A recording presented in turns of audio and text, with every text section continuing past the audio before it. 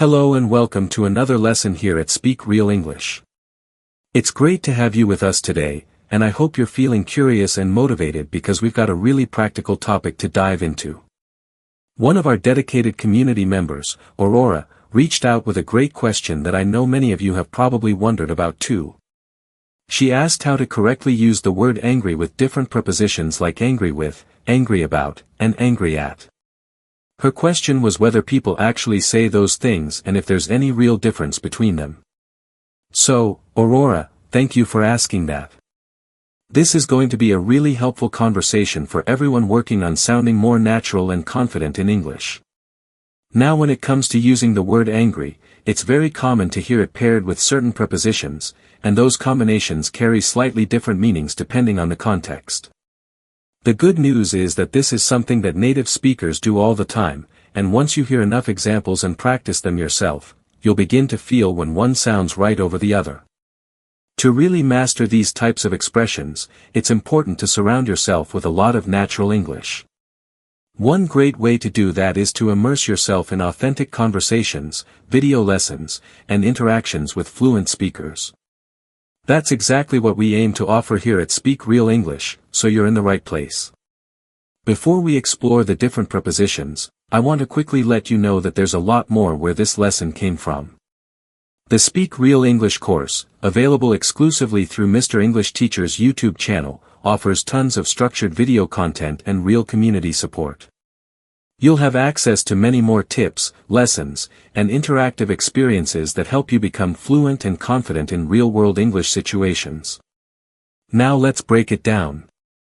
When we use the word angry, we most commonly pair it with three specific prepositions, with, at, and about. Let's start with angry about. This combination usually refers to a situation or an event. You might say, I'm angry about what happened yesterday, or I'm angry about missing my flight. It expresses your frustration with a circumstance or something that occurred. Think of it as pointing to a scenario or event that made you upset. You're not mad at a person necessarily, but rather about what took place. Then we have angry with. This version is typically used when we're talking about our feelings toward another person. For example, you could say, I'm angry with my colleague because she didn't tell me about the meeting, or I'm angry with my friend for ignoring my messages. This is a more direct expression of being upset with someone due to something they did or said. It can be serious or light depending on your tone, but it always involves a person as the focus of the emotion. Now what about angry at? This one is also used to describe feelings directed toward someone or occasionally something. You could say, I'm angry at my brother for breaking my phone, or even, I'm angry at the weather for ruining my weekend plans. So while angry at and angry with can both be used when referring to people, they are generally interchangeable in casual conversation.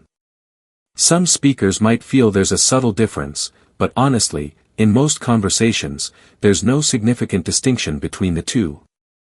If you personally sense a difference or if you've noticed different uses, feel free to share your observations.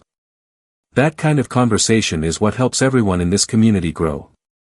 To summarize these combinations a little more clearly, think of angry about as related to events or situations. Angry with and angry at are more often used when referring to individuals. Don't worry too much about choosing perfectly between at or with when you're talking about people. As long as the sentence is clear and natural, both are widely accepted and understood. Another valuable tip I can offer you is to practice using these expressions in full sentences during conversations. The more you actually speak and hear these combinations in context, the faster they'll feel natural to you. The best way to do this is by practicing with a fluent speaker or a professional teacher. It gives you the chance to get real-time feedback, hear native pronunciation, and expand your comfort zone when it comes to grammar and usage. If you're looking for a good platform to do this, I highly recommend checking out my friends over at Verbling. There are amazing English teachers there who specialize in helping learners improve their fluency and confidence. You can find more information about Verbling and see how it fits into your learning routine by visiting the Mr. English Teacher channel.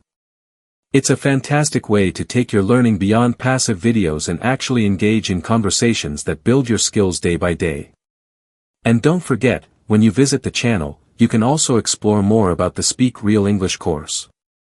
It's packed with practical video lessons and includes access to a free downloadable guide that you can use to boost your English skills anytime.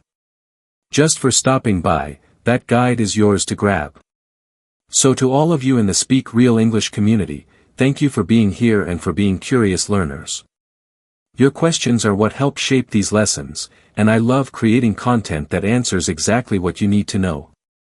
Keep practicing, keep asking questions, and keep surrounding yourself with real English. Whether you're watching videos, listening to podcasts, or joining a live class, every bit of exposure brings you closer to fluency. Make sure you're subscribed, hit that notification bell, and feel free to leave a comment if you have your own questions or even examples of using angry in different ways. I always enjoy reading what you all share. Thanks again for watching and being part of this community. I look forward to seeing you again very soon in another Speak Real English lesson. Until then, take care and keep speaking real English with confidence.